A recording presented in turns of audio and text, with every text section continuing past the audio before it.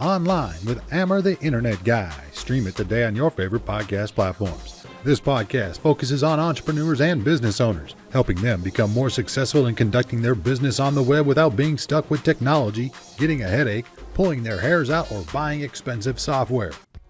Hello everyone, and welcome to another episode of Online.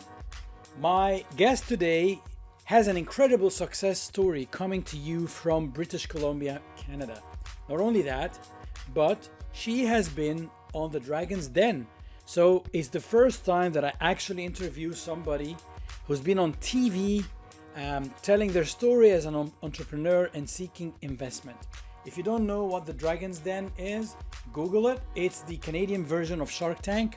So Shark Tank is the US investment or entrepreneurship show where entrepreneurs take their products to shark investors and try to secure not only an investment but a partner who will help them to grow their business and make it so big.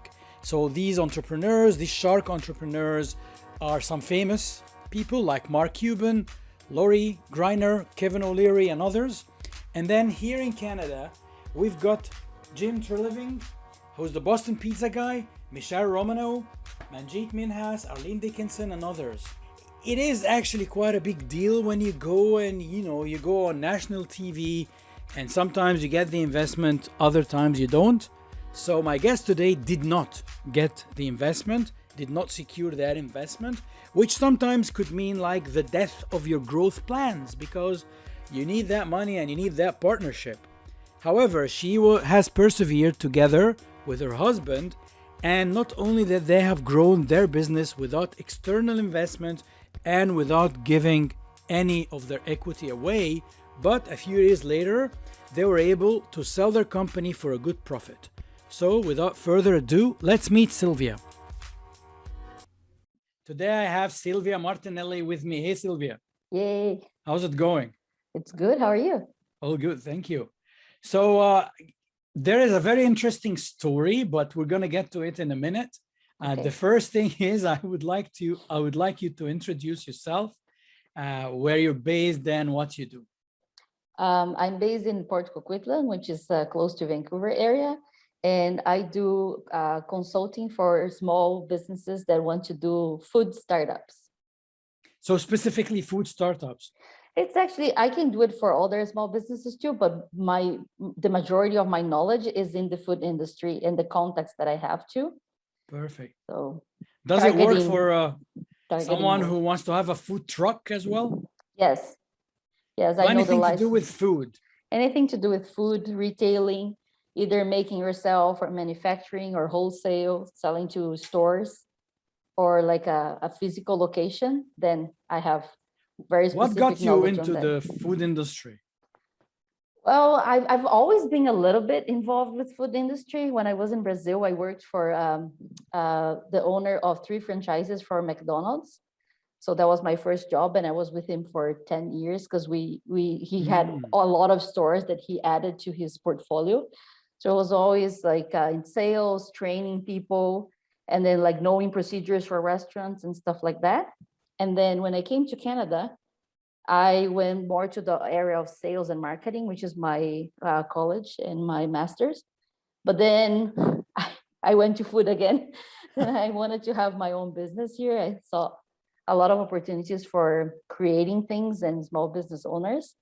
At first, I worked for Cobb's Bread as a franchisee, a possible franchisee for a year, because I wanted to know, like, if that was my thing, right? Like, learn the local ways of doing things, and then that's when I figured out that no, I didn't. When you say possible franchisee, so what happens? Do you go and open a shop, and is the franchise pending or something? They actually have a program that is called Manage to Own. So you work for them for a year. It's awesome. Especially if you're really. So you become the manager of one of their existing franchises, and if you like them, they like you. Yes. You can go on and buy like another franchise, or the same one that you were managing, or another one that opens up, right? And the good thing is that they give you the most challenging ones, of course. Yeah, the ones that are not making money. Yeah. Exactly. And it was great because I actually turned it around. Like we were within 6 months, I had trained everybody in sales, and I wasn't great in baking though, but I was great in sales because that's my area. And I retrained the whole team. Wow. And we were in the top 5 growing locations in Canada. Are you at liberty to Within say 6 which months. location was it? Yes, I was in the Richmond Center, the one that is behind the mall. In Richmond. Yes. Okay.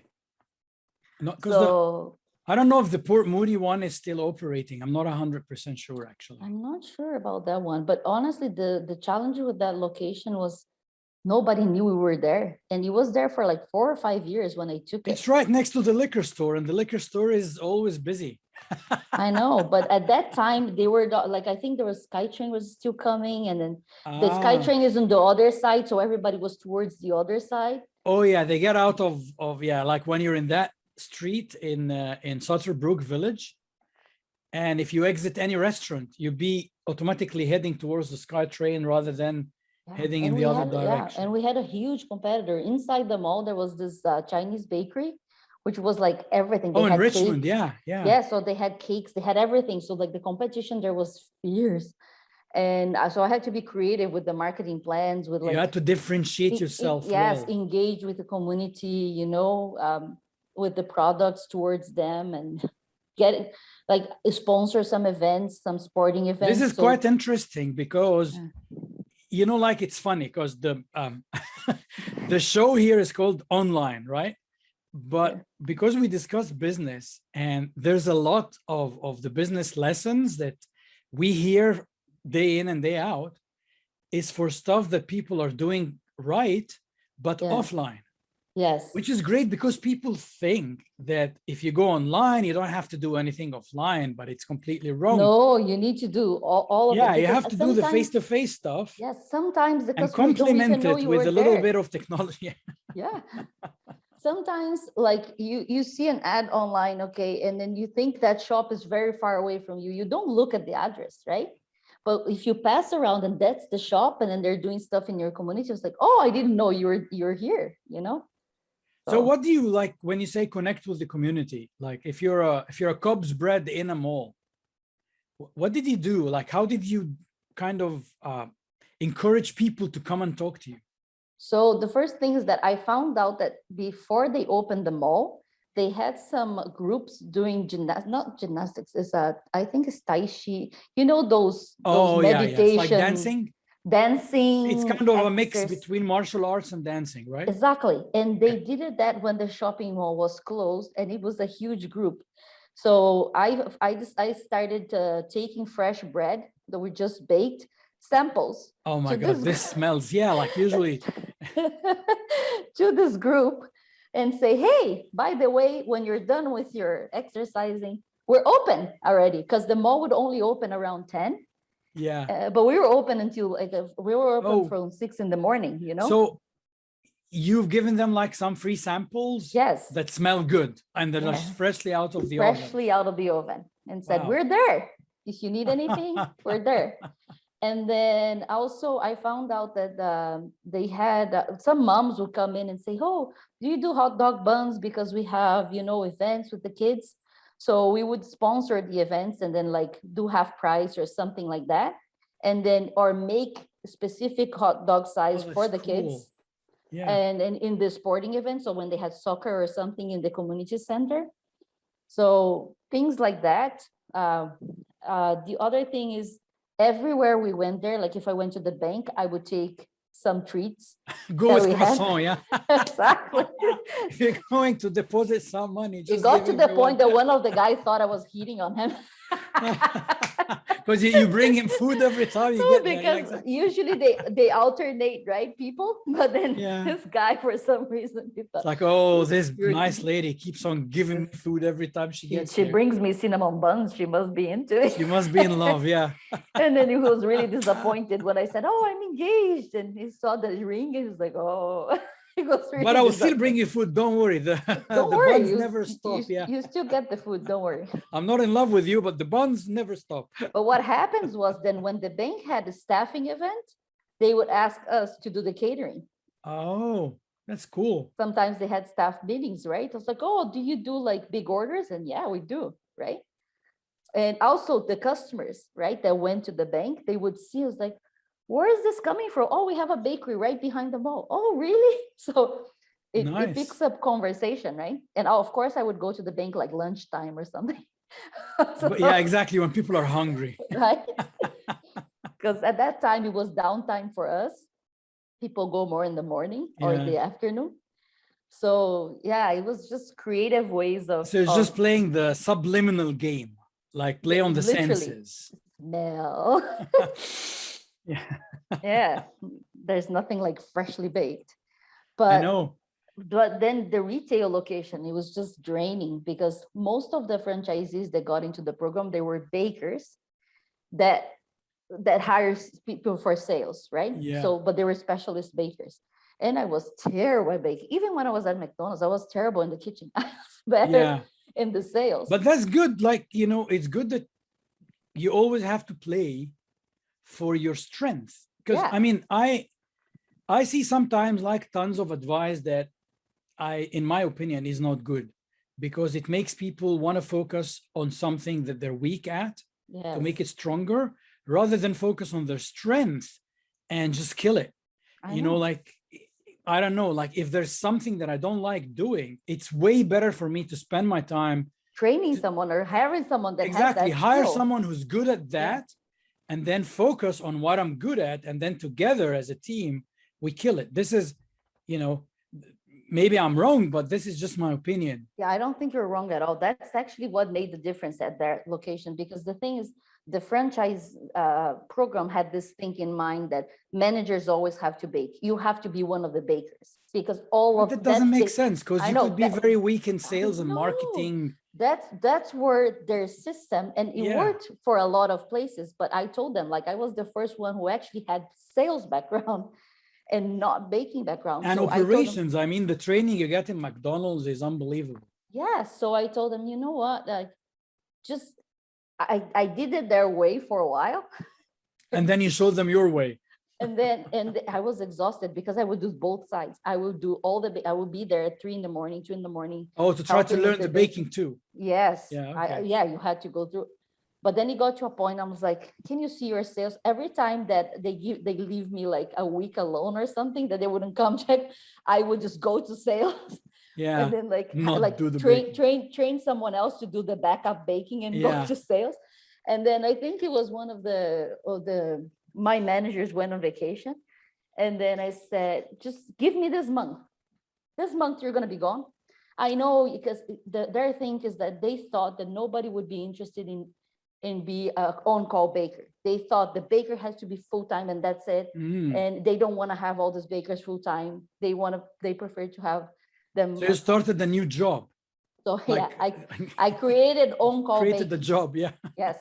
So I created and I hired two, because when one of they call in sick, you have to go, and then I have to be there until closing for sales. Yeah. So then that's what I did. I hired people that didn't have the costing all the time. It's just on call. Yeah, They were willing yeah. to be on call, right? And then I said, just give me this month. And that was the month that we went.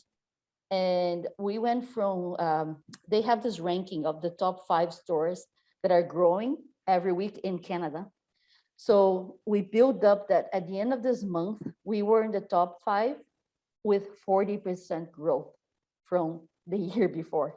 Wow. In that week. And then that time, the owners of the franchise, they are from Australia, and they have like 700 stores in Australia or something.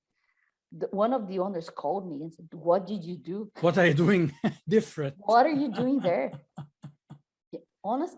Yeah. And then I said, well, it's a combination of things. And so from there, I was able to really like have more freedom to do my stuff. But again, franchises, they limit you on the creativity of everything. And you have to do things their way. You can't change any of the ingredients or. Yeah, which is okay, but I'm a very creative person, and then that's why it's good to have this experience, so you find out what you will like and what you don't like. And I was like, I like this experience, but it's not perfect. I would wanted to create my own products, to come up with products from customer suggestions. So this is this is the part that I know, but the listeners don't know. Yeah. I think you moved from there and you became a baker. Yes. Like you started. You Everything just that say, I "Oh, I said. don't want to bake. I'm a But salesperson. so I'm gonna open a operations," bakery, a manufacturing kind of thing. and I then know. you went on and created your own product, which is nobody. There was a twist. Was it? Did you Yes, sell it frozen? frozen. If So I remember. raw Okay, frozen. You so have let's to talk bake from about this scratch. experience. What happened then? So What- so look at that. I took the baking out though. Like I made it Okay. frozen so people can bake themselves. I don't have to burn myself in Oh, those so you ovens. just put it together and then And then the people person just put it in the oven and have Ah. freshly baked at home. but you mixed Look. it like you did the Yes. dough, right? Yeah, you make the dough, you mix it, you freeze it raw, like the little balls, and then the person just put it in the oven. But they also feel that they made it, right? Because it's Yeah. freshly baked in your house. So where did the idea come from? Like why, what did you think? Here's what I'm gonna do next. So I thought, okay, I don't want a restaurant because I knew on McDonald's and other restaurants, I was It's like, hard. no, Yeah. I not restaurant. Yeah. Kudos to you guys out owning restaurants. It's a very hard business. No, it's a tough business. And for a restaurant, you need a family to run. Honestly, you need like a group of people that are running different departments with different skills. I knew I didn't have that. So I said, baking is nice. Baking is challenging, which I like. And also the idea wasn't actually to have a location anyways, to be retail. Yeah. The idea was to create the dough, create the products, outsource the production, and just be on the sales side. That was the original Okay. idea. Problem with that was at that time, it's a new product. Nobody I like, knows. I mean, this is it's so much fun because the way I'm looking at it is like, okay, what did I not like in my past job? It's like I've got a product to sell, but I don't have a lot of control over the product. I bet if I had more control, Yes. I'll sell more. So let's go and create my own product so Yes. that I can focus on the sales. On the sales side, right? I can create my own as per customer suggestions. I can have If I don't have a product to sell, I'll make a product. So the idea of making the product wasn't because you're in love with the product. It was because you wanted something to sell. Exactly. But also like I love the buns Yeah. because I miss them from Brazil. So yeah, what was the product? Sorry, we didn't Oh, tell the it's listeners called Brazilian Cheese Puffs. So they're little cheesy buns that you grow up eating in Brazil, and it's a welcome snack. So when you have Okay. friends over, that's what, like, instead of saying to your friends, oh, let's go for a coffee, you actually invite them into your house for a coffee and you serve this cheese puffs. So it's okay. a welcome thing. So it's a something- little round comfort food cheesy from puff, home. Round cheesy bun. You bake them, they puff small, up. right? Like it's a Like a golf ball size. okay. Yeah. And then you just eat them. It's addictive though. What's the name of the not your brand? I know your brand was called Otimo, Otimo, yeah. but what's the name of the product itself in Brazil? In Brazil is pão de queijo, which is, if you translate, Okay. is Can I try and say that? Say that Go again for it. one more time. pão de queijo. Bound de queijo. Pão, like P, pão. Pound. Yes, de Pound de queijo. queijo. Yes, So Which- you made pound de queijo. yes. I'll forget it in about a couple of minutes. It's okay. But your pronunciation is pretty good, and it means cheese bread. Cheese if you bread. translate, Oh, because in Oh, there we it's we like call bun? it cheese bread. But here I said if we say cheese bread, they were gonna imagine a loaf of bread, which is yeah, not the yeah, case. like garlic, like how they buy the Yeah, garlic. like the loaf or- cheese yeah. bread that is here. So I said we have to create a name. So we came up with, they puff up, so they expand in the oven, Yeah, and they're more light. So we came up with cheese puffs. But because cheese puffs here also means there like are cheese puffs here. Yeah. Cheetos or something, we have to say Brazilian style cheese puffs. So Oh, that's God, what yeah. became the name of the product. So some of them they call cheese rolls, but when you imagine cheese rolls, I imagine like a roll of cheese, right? Yeah. Not like a bun. So you went on and you mixed this in your own kitchen in the beginning?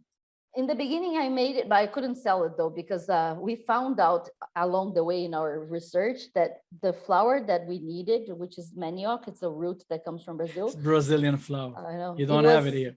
Yeah. No, but it was gluten-free. So we said, maybe we can get into this market of gluten-free specialty foods because they're willing to try different things. And at that time, all the gluten-free stuff was disgusting. Like it was really, Yeah. really bad.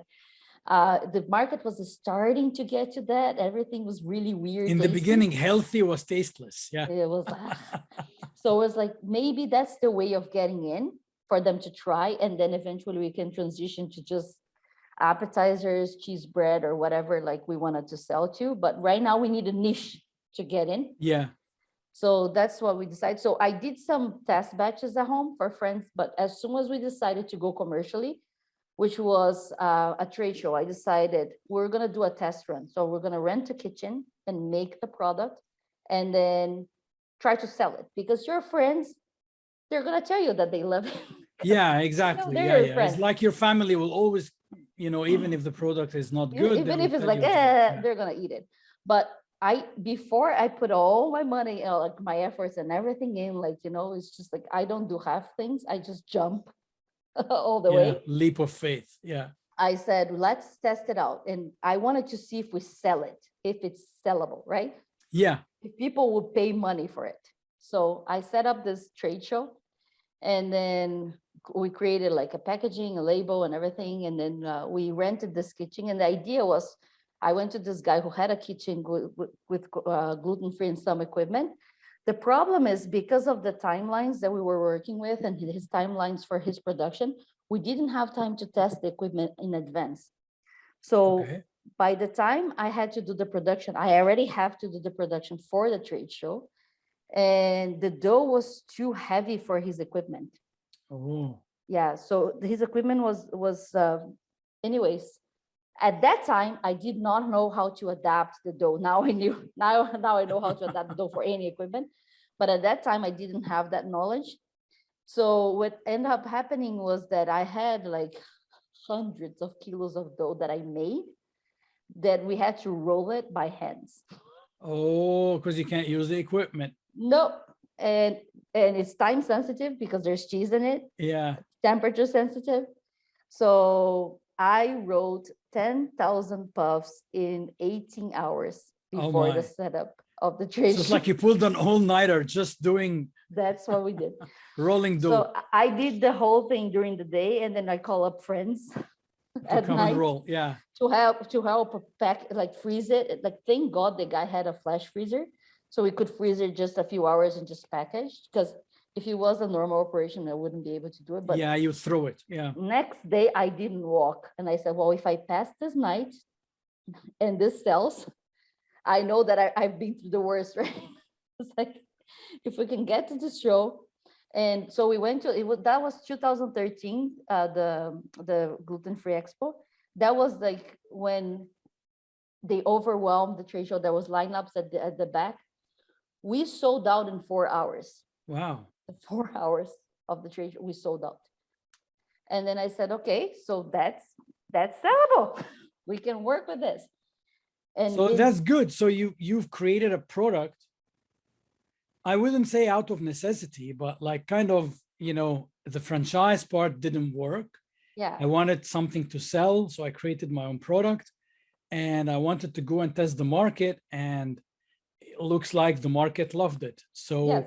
So the next is just to take this to the next level. But my question, and it's for our listeners and viewers who don't know, you appeared on the Dragon's Den. Yes. And was that 2013 still? No, we went in, it was 2016. 16.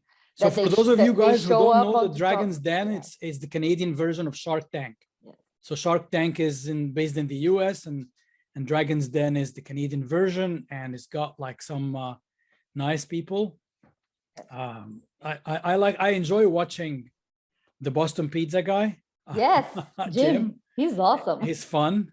And yeah, there are a few of them. They're like, they change. Some people change, some people go, some people come.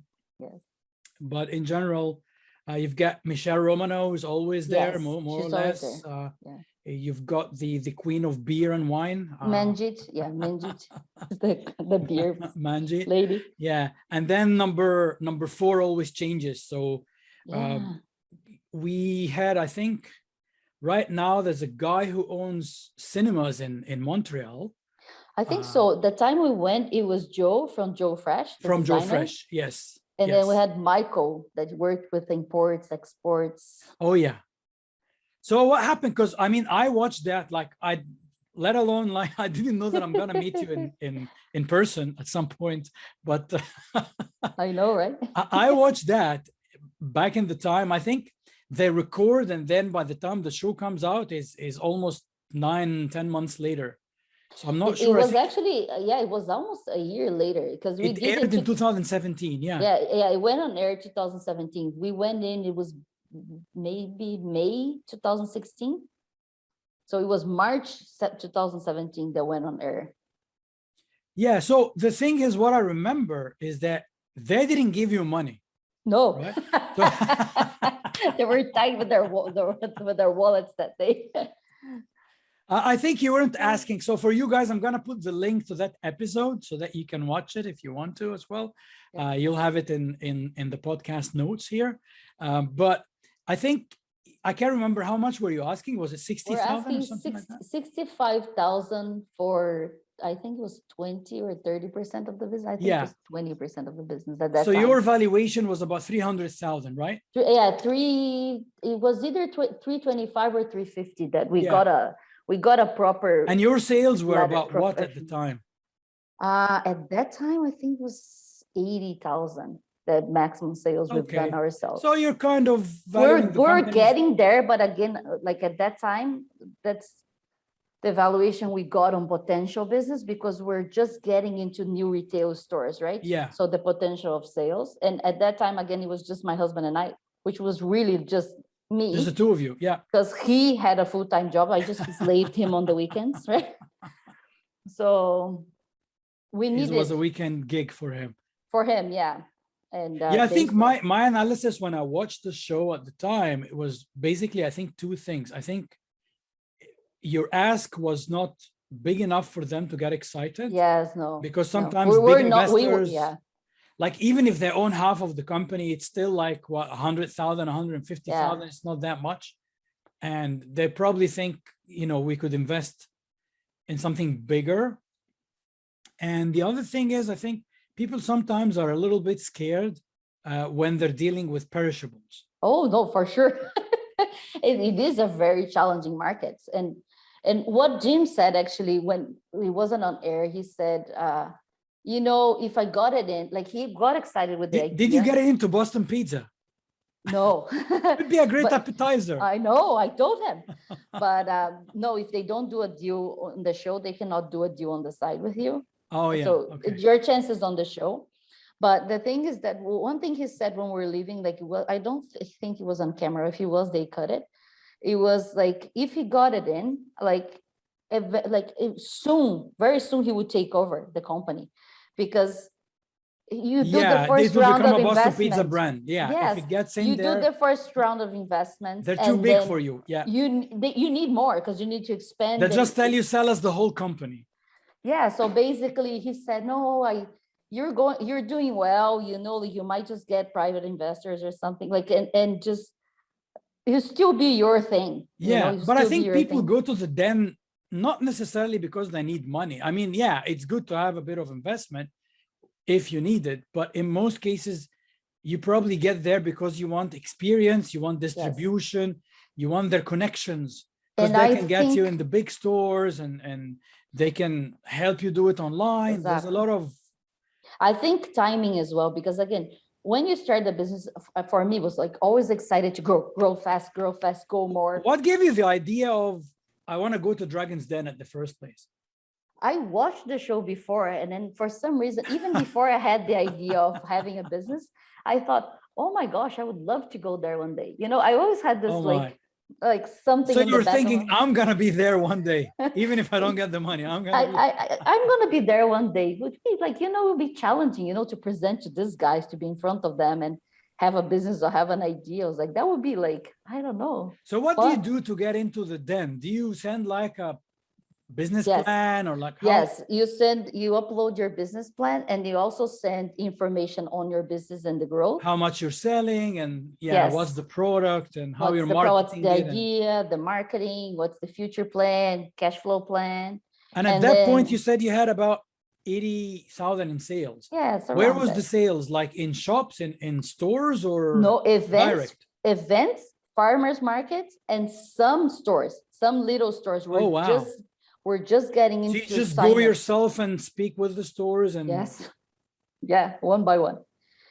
So that's the other thing too that I noticed, that other food businesses that I met, or other businesses in general, when they go, they are in a different level that I was, where you already have distribution established. You just need to grow distribution. You yeah. already have staff and, No, but that's training pretty and all that. amazing if you're doing 80K, because from the Dragon's Den, and probably from what you told me earlier when we spoke, you're kind of new here, like 2000, what, 12, 2013? When did you arrive here? Oh, no, I came in, it was 2006, but then I had the English courses, then I worked in sales and logistics before I actually went to open my own business. Okay, So okay.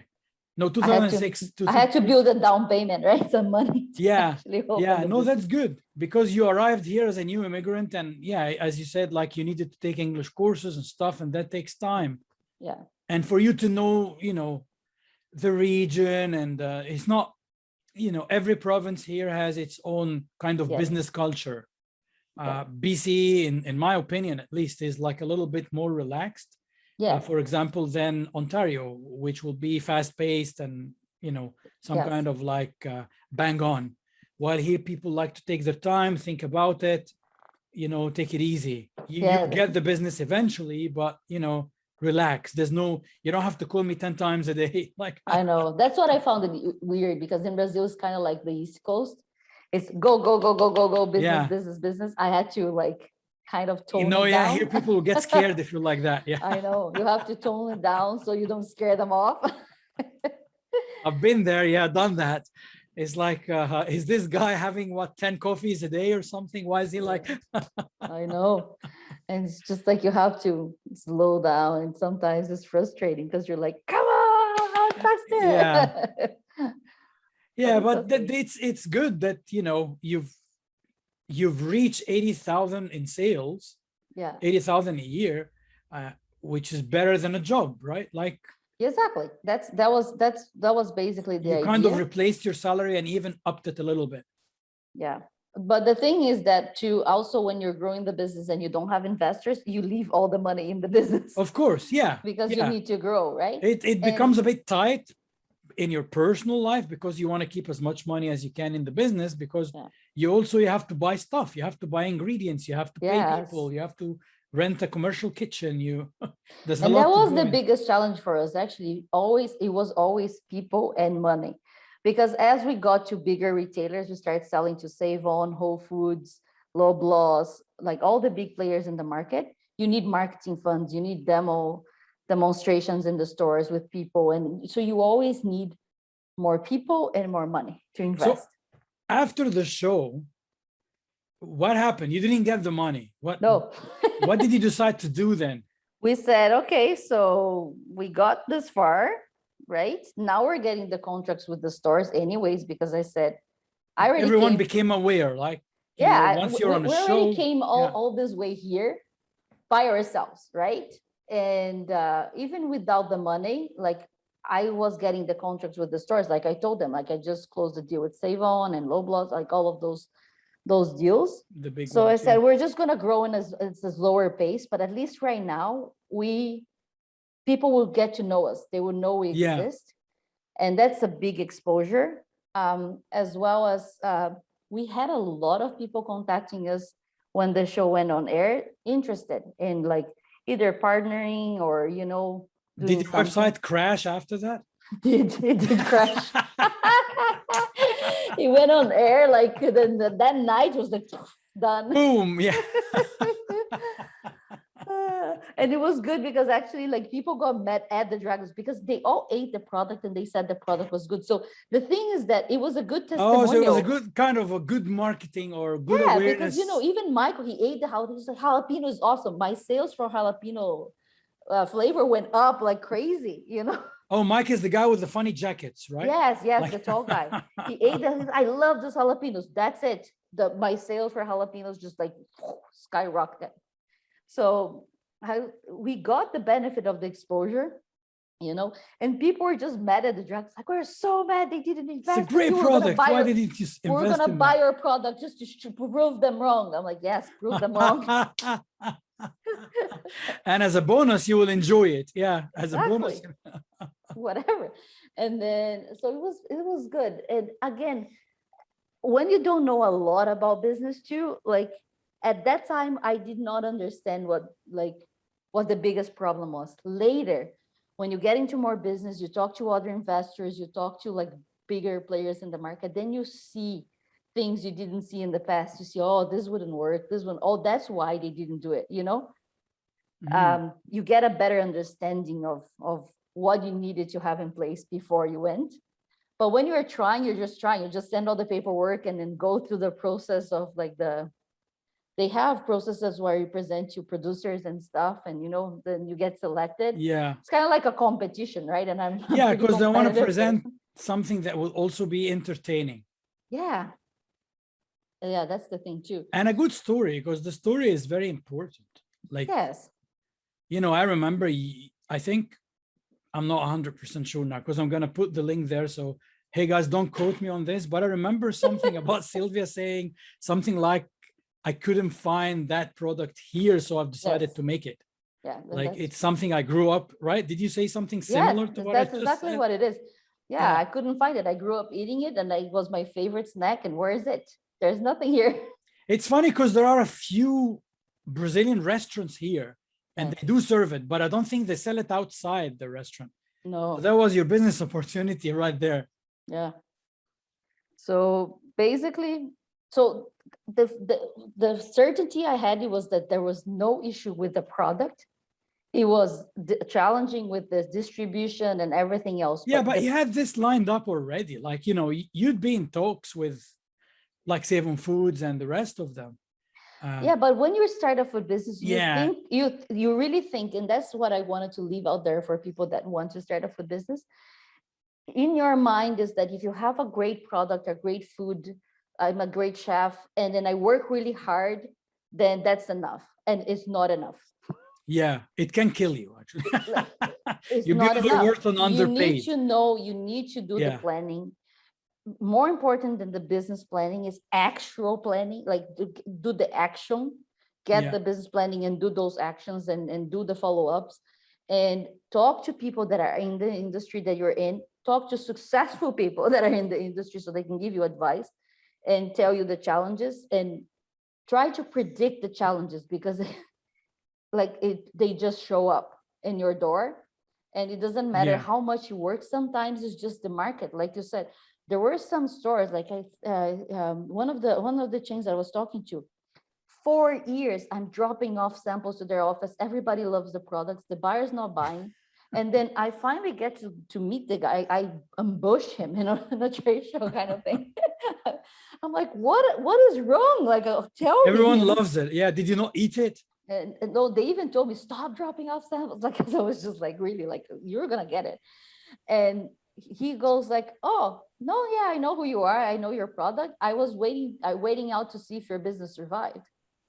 So wow. if it passed the because I think years. also if I'm a store and I put something on my shelves and people like it, I want to make sure that I'm going to be getting like a continuous supply. Yes. Because I don't want people. But you don't see it like this when you were I'm 3 years in business. I'm successful. They don't see it because a lot of businesses die in the first 5 or something. Yeah. So they wanted to give you some room to actually grow and to be certain that you're not gonna flop on them, right? Like and go. But then he gave us a chance, right? So really, it didn't matter how much I really worked in the past. We needed to wait it out. We need to get the successful outside so we could get to them, you know? We wouldn't get to them in the first year or the second year or the third year, but we tried. So I think many of these business lessons as well are suitable for any business, not necessarily just the food industry. No, because it is. Yeah, it is. There are like, we've been discussing some app, you and I on the side and you know, some of the stuff you said here also goes for IT, also goes for, you know, test your product, talk to the people in your Exactly. industry, Talk to your talk to your customers. customer They or will tell you. prospect customers. Customers told me, oh, great, Yeah. the original is great, but like I would want a garlic, like garlic bread. I would want a spicy version. I never ate like I And suddenly it becomes non-Brazilian. No. exactly. It becomes more Canadian, but again, Yeah. who is eating it? Who is my Exactly. target market? Is it Canadian people, Brazilian as well, that miss from Brazil, but who is actually maintaining my Yeah. business alive? I need to please them. Exactly. So it's not, you can't say, oh, the recipe is Brazilian and we don't do it with garlic. No, No, if this you is a sure want way to die. Yeah. What would you like to have it? We'll test it out. You want me to do it in maple syrup? I'll do it. We're like, For sure. You know, because I wasn't good with the idea of the jalapenos. I don't eat spicy food at all. But they said we want jalapenos, we want Yeah. jalapenos. I'm like, okay, customers want jalapenos. I tried the fresh version, I almost died because it's just like there's an oil that stays Yeah. with you. And then I Spicy, tried the yeah. pickled version. I was like, yay, that's the one. And then we tested. We brought it to the farmers markets. We put it like a lower price point for them to try. And then it was good. And then we moved forward to creating that one. So today it's in any store, like Save On Foods, Walmart, It's Superstore. listed. We're not at Walmart. Walmart is it's Yeah. another level. So the ones that we're not on is Superstore, Walmart, and Costco. Okay. Those Yeah. Costco three- has their own chain anyway. They're not. Those three, there was just like we are in Save On, Low Bloss, Buy Low, Choices, Whole Foods, IGAs, Okay. Safeways. Also, the closest thing to me here would be IGA in Port Moody. Yeah. And then, yeah, that's pretty much how, like where they are right now. And again, like after the pandemic. Safeway? No? Safeway, but we're not in all the Safeways. Okay. They have different chains. So Are you in the Safeway next to your house? no, not that one. Actually, Go we drop are- some samples. We're in the other one, the one that I is, know you sold the company already. closer. And Yes, that's it's another their thing. job right now. Right now I just do consulting. I just say, go there, go to Yeah, that one. go there. Yeah. So what does that like? Okay, let me give you a practical idea. I don't think I'm doing it, but it's just because every time I go back home to see my family in Egypt, they ask this question: is there any Egyptian food restaurants in Vancouver or in your area or around? And I say no. I think sometimes there was a restaurant in Coquitlam that opened for a few months, then it closed again. Okay. And the reason is Egyptian food isn't mainstream. Like it's a little different from what people are used to here. And, you know, you don't have a big number of Egyptians, Arabs, or people who would have tried it elsewhere. So it's Okay. really hard to build, From there. kind of the buzz around Egyptian Yeah. food. But there is one dish, which is a vegetarian dish. We call it koshari. And it's kind of it's a mix of rice, lentils, pasta with fried onions on top and hot sauce. Wow. And it's really yummy. And that is the only dish that I can see making it outside Egypt. Like it's brilliant. It's easy to prepare. Well, not that easy, but like kind of, the ingredients The are ingredients are familiar to people that are here. available. Yeah. It tastes really good and it's fully vegetarian. And it could be like a food truck product. Yes. That would be a better as a food truck product, or Yeah. even as a, like I said, a farmer's market, just a tent. Because it could be idea a for quick the- snack. You don't have to have a big dish. And Yeah. it's very famous. If you go to Egypt, you have to eat kushari. It's like kind of a, the Oh, famous it's the street must food. eat this thing. Yeah, I It's know. the street Yeah. food. And So it tastes that's better. the other thing too. With a lot of people think food trucks first, but honestly, the first step is actually just the tents and the farmers market. Yeah. Yeah. To build your customer base enough to get enough funding. And they're coming back now after Yeah. COVID. Like, To I then know go to- last year. Yes, to then go to food trucks, because like the tent, you just pay when you go in the events and you pay from out of your sales. And then you need a limited license, which is much easier to get than the food trucks need a specific license for each city you're going to be parking on. And the cost of having a food truck built is Of very, course. very high. Yeah.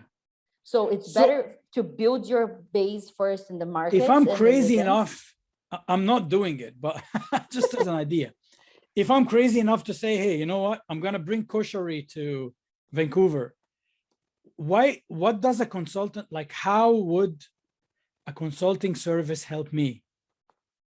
It would be like exactly like this in the planning stages, right? Like, for example, you would say, I would want to do a food truck, right? And I would tell you, like, a food truck, the minimum amount I've seen people pay for them is $45,000 right out of the bat. And then there's the business And license. that's for the truck and the licensing? Just the Or truck. just the truck? Just the truck. Each license to operate is in each city for each event is individual. So for example, and also like there are different cities. So for example, Port Coquitlam, New Westminster, Vancouver, North Vancouver, South Vancouver, all these Burnaby, different divisions, Burnaby. So out of the bat, you have to pay for at least 10 licenses to be able to cover those different events, those different locations that where we're going to be parked, right? And that's expenses coming out of your pocket no matter what. And you need staff because you won't be able to work in all the events. Then you need ingredients. So the first thing is that start small, then grow larger, right?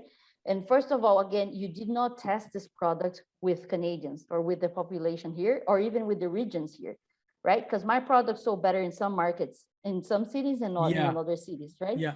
So that's why I would say a tent at Costco is $200. That's it. Yeah. It will last you like years. Oh, So okay. you get a tent, you go to a farmer's market, which is usually $40 per farmer's market or $60, which you recover right there just selling it. Yeah. Then you make your product and you start going to these individual markets and selling them. When there's summer, there are summer festivals where there's thousands and thousands and thousands of people. Oh, yeah. Yeah. Many cities have different. Many cities that have them.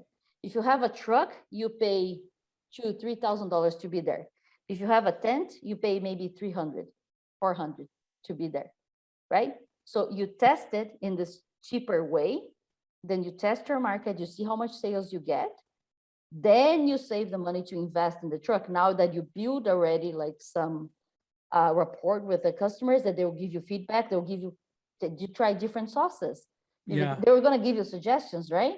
Or adapt like this, adapt like that. Now you go with the food. What do you do to listen to your customers? Like, do you, I mean, this, I know it's a very basic question, but do you just take a pen and paper and write down what they tell you? Or like, what's literally, yeah.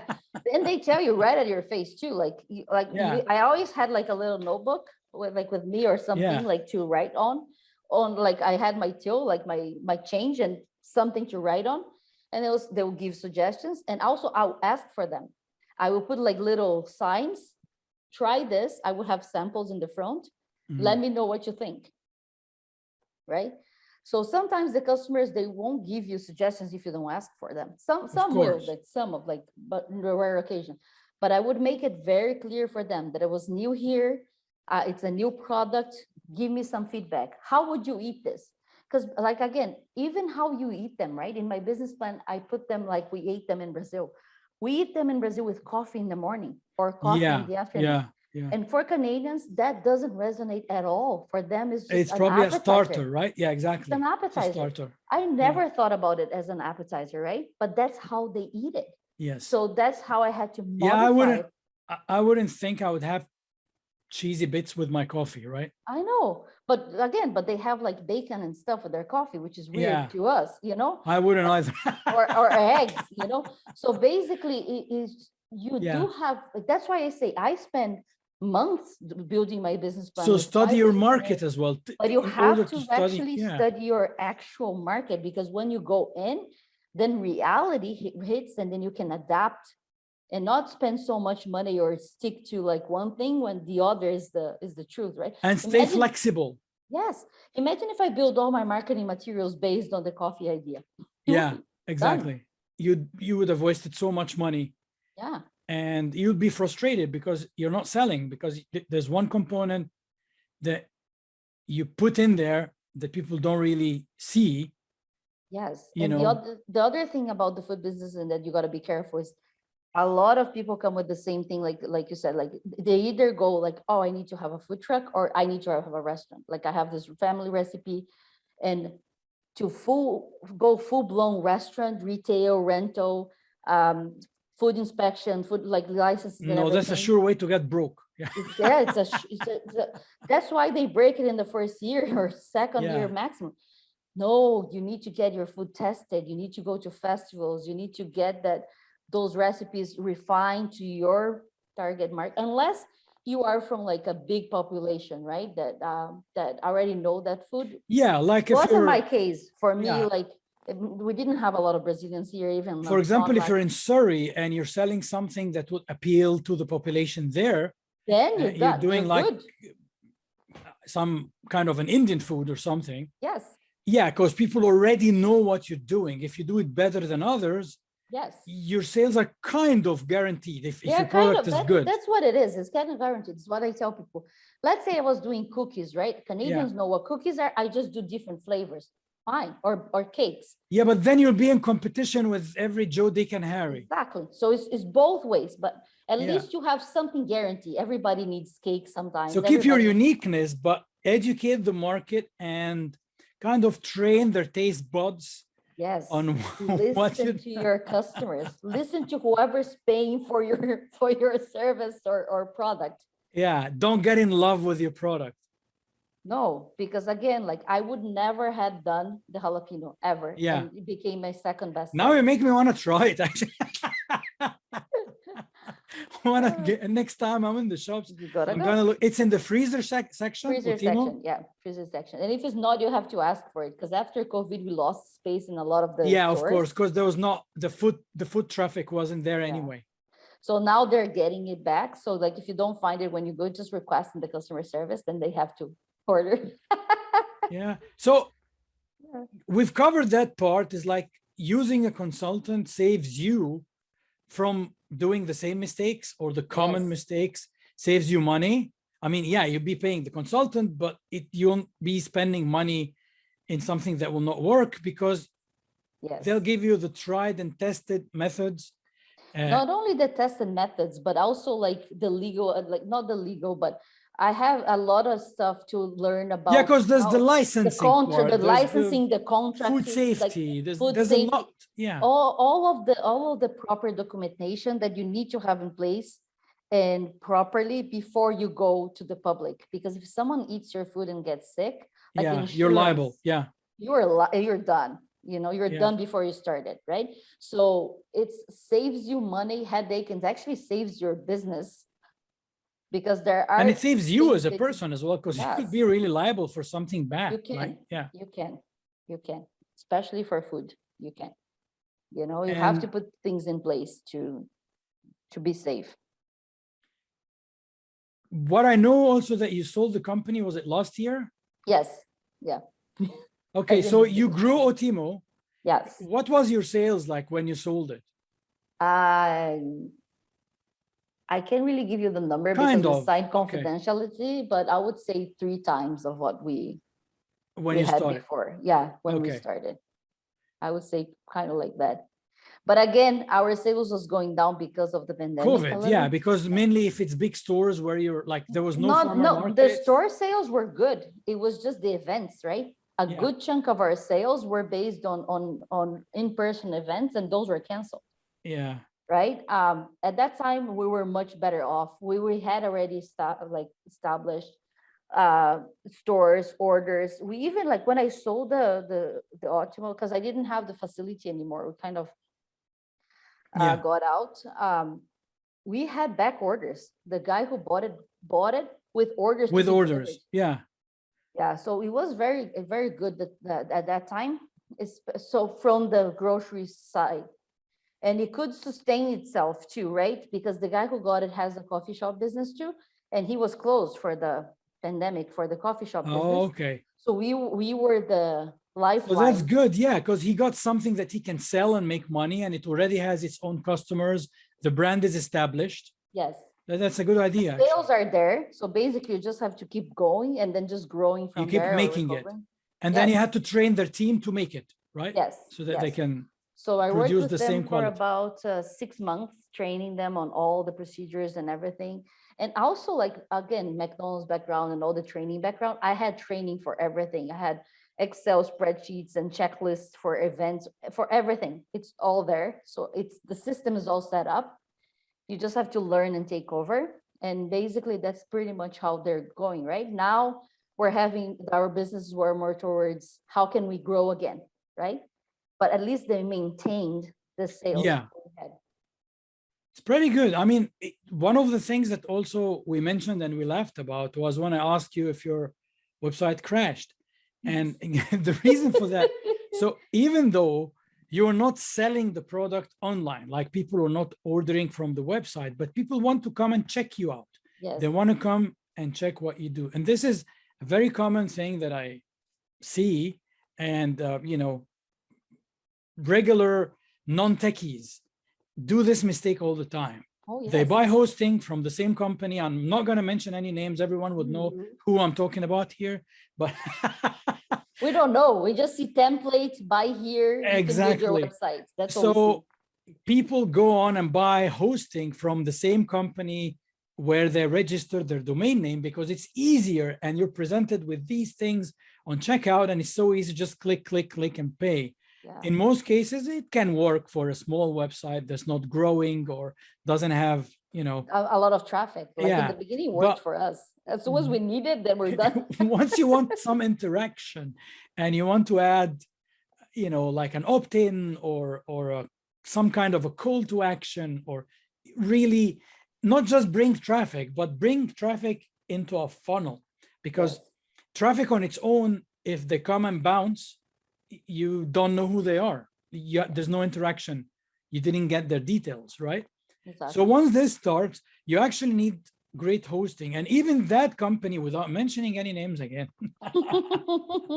do have some good plans. But the thing is, nobody tells you like upfront, here's what you need. Here's like this. It's kind of, I don't know, the whole process becomes so automated to the point that no one explains things to you anymore.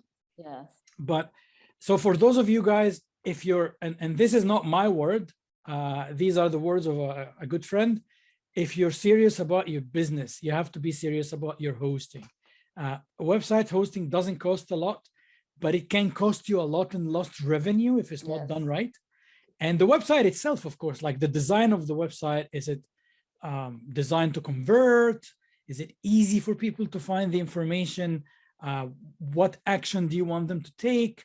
Things like that. And it's important, and it's part, and I think probably Silvia, you tell people that as well. It's part of when you're starting up, it's part of the things that you have to plan, the things that you have to think about, because everyone has a website. Like I haven't met anyone now who has no websites. In fact, clients who come to me to build a brand new website, that will be their second or third or fourth business. Yes. Like they already have one for another business. But the thing is, what happens is that people so overlook that part because some of the companies tell you, hey, you can build it yourself. You don't even think about the host. You don't even think that they're going to be overwhelmed. And then when it does crash and you call them, hey, I've just been on TV and I need to contact these people. Yeah. They're like, there's nothing we can do. Oh my God. So you lose, we lost prime 3-4 days of contacts. Yeah. Until you moved your hosting. Until then, we had to move hosting and redesign something like to have at least a form that people could contact us. And that's huge, because imagine if you're spending money in marketing and campaigns in lead generation, and then you're like, when you get the volume, you're throwing it down the drain. Yeah. Exactly. You're just like burning money. That's why you need a web consultant. Exactly. You need both sides. You actually need to plan for the growth. Yeah. If you like, you know, I mean, I'm not saying this to brag here, and it's not because I'm here, but generally speaking, for a situation like this, if you have a web girl or a web guy and you tell them, hey, you know what, my site crashed, I was on TV, there's so many people coming, the person could have moved you in a couple of hours. Yes. But because it was just between you and the company, the hosting company, it will be back and forth, and you have to go on the chat, and you have to go on the phone, and you have to send emails, and it takes forever. Whereby if you had somebody locally that you can just like call, hey, just move me, just put me anywhere. Yes, exactly. No, it was the long support process that doesn't go anywhere, and Yeah. nobody So, knows what happened. Of course, they don't take the responsibility for the thing going oh, down. nobody ever admits it. Yeah. But you're the one who loses, right? You Yeah. lose all And that. that's what I tell people all the time as well. Like many people ask me for SEO, or I get emails sometimes, hey, do you do SEO or ad campaigns, or anything to do with advertising on Google or Facebook and whatever. And my answer is usually yes and no. So, no, I don't do ads. Like, I'm not the person. I know people, I know companies, and I use companies. Yes. And there's one that I usually recommend to people for Facebook ads, and to help them with the ad creation and the campaign itself and managing it and stuff. It's not difficult, but when you're a business owner, it's one less thing out of your plate. Yes. But there is absolutely no use of spending money on advertising and doing all these campaigns if your website itself isn't ready to Yes. receive the traffic. It's not just the hosting, it's also where to direct the traffic, because people make the mistake of putting their home page as the link in their ads. You don't want to direct people to your homepage; they get lost. You want to direct people to a landing page or to a specific product, or to somewhere very specific, so they don't get lost with all the details that you have on your homepage and then just bounce. Or you want to like direct them to a downloadable, or somewhere like your goal is to capture the person's name and contact details. That's it. That's your main goal. Once you know who the person is, you can communicate with them later on. Yeah, at least you know who they are, like that they actually came. Yeah. So it's not about dazzling people with a beautiful looking homepage, or, some people tell me, oh, we just want to create a buzz. Okay, what does this mean? Everything must have a goal, right? Like, yes. So you're advertising, you're spending money. What does the word buzz mean? Because they say, oh, it's I don't know, brand recognition or whatever. Okay, how do you measure that? Like, it has to be numbers. It has to be something that you can touch. Otherwise, you're just spending money. That's the other thing I say too, right? Sometimes when people start a business, they have this money for a startup. And then I say, spend wisely and don't spend your whole budget, because yes, guess what? You're going to need it down the road as you grow, as emergencies show up, and they do. It doesn't matter how well you do your business planning, stuff shows up. Like I said, look at it as an investment, right? No, I had 5 case scenarios. None of them worked. It was a combination of some and some other things that were not even there, that I couldn't see it because you don't know, right? No, you have to have budget. You have to, if your plan is to grow, to actually have a proper company that's gonna grow. And because I said, what's the point if it's not to grow, if it's not to have your business going, right? You have to plan it, talk to professionals in each of the areas and do it properly, because it will save you a lot of the headache down the road. I can tell you that. What's the most fatal or the most expensive mistake that you did along that journey since starting, I can tell you, like, there are a few. Of the most expensive was actually to creating the manufacturing and not really outsourcing. But again, if I outsourced, nobody knew how to produce it, so it was like a two-way thing. But I can tell you what this was the expensive and the most painful one was. When I was in the phase of like, I need to grow, I'm getting like stuck in a wall because some of the stores are blocking me because I don't have a distributor. I got a distributor without checking their references. I just like, when you're in desperate mode, we need to grow, we need to have money. I don't have time for this. We need to, and I jumped the thing and just found these people and believed everything, didn't check. And that almost killed us because they were kind of like a group of companies that were kind of like a scam thing. that they would get you in. They would say they were on those stores. They were not on those stores. They were using my name to get to those stores. And they paid the first invoices, and then they didn't pay 6 months of my invoices. They were getting Wow. paid from the stores and didn't pay us. And if I had done the proper Oh, so they contract, take your product, sell it, take my product, to the sell to the stores, stores, but they're not and paying you for it. not paying me for it. Wow. Then I had to go to court to get to them. I won the case. It still took me 2 years to get parts of the money back, because then they closed the business that I had the business with. Yeah. Yeah. And I then they mean, had all these companies tied up where they moved the money. So that one mistake of, you know, you were in a hurry, you were trying to grow, you were kind of desperate, in the desperate spot to grow fast. And then you don't do your due diligences of checking references, checking proper contracts and everything. yeah, and call people, like call someone and Yes, say, like, are you literally using call this someone. company? Do you If mind? if I asked for 3 customers and called Yeah. them, I would know that they Even if were you not- call your own competition, it doesn't matter. doesn't matter. Exactly. You still have your niche. It Yeah. took 3 years of our lives, and almost that's when I had to Wow. fire people, because I had to cover all this materials, like all the stuff. Imagine working for 6 months and not getting paid, Yeah. and paying staff and paying. I had to then start over and from scratch and restart. So that's why when I say, even when we left and then having 2-3 times the sales we had, it's an achievement, because we really almost broke. I had to sell my other car. Bruno had to sell his bike to put the money in the business to keep going. Everybody was gone. I was making this product 2 a.m. I would pick up Bruno from Coquitlam and go to Maple Ridge. And after his shift work, he had to help me with production. So we had to go to almost nothing again and start over, you know?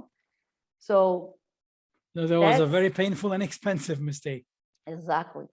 So that's why then I have now, like, first of all, like what I got for my business, legal services, like legal advices that I paid monthly for all the contracts, for everything that I had. I would check references Yes. for everybody that I'm working with. And then in important decisions like that, you cannot not have time for that, because it can kill you. Yes, indeed. Like if you're busy in production, we have to stop and You have make to time, stop. because that's your lifeline. And That's make your, time, because when you yeah. do decisions in a hurry and I had that feeling, you know, when you have that gut feeling that this is strange, this is weird, you have to listen to that. Yeah, you sometimes, yeah, your gut is telling you, and you see some red flags, Yes. and you think, oh, maybe I'm just overbearing. Like, Yeah, maybe I'm it's wrong. just, I'm just wrong. I'm just worried or whatever. It's just, I'm just tired. Yeah. And no, those are No, the no, things no, no. telling you, stay away. Perfect. So, I mean, I think we've packed a lot of advice, Yes. and you've given a lot of consulting for free during this podcast. At least the basics, right? Get the basics. So especially for the food truck guys, hey, there's a lot of free consulting here. You got to listen to this podcast. Exactly. And Thank come you for very much, and come Silvia. for the rest, so I can save you money for the rest of the stuff that you don't even know is coming. No, we haven't said anything. We haven't said much about the restaurant stuff. We're leaving this for paid consulting. No, Yeah. no, we love you guys, and we're really happy that everyone is open now, and we hope we don't get closures again in winter because of COVID. I don't know. I don't know what to say. I'm just hoping that the economy stays open, and we're fine. If we have to wear masks again, I'm good. I don't really care, as long as my favorite food outlets are open. As long as we can put our face out, right? Yeah. And get some food. Thank you very much, Silvia. Thank It was a you. pleasure, and yeah, we'll be in touch. Yes, perfect. Take care. Thank you. Thank you. Bye-bye.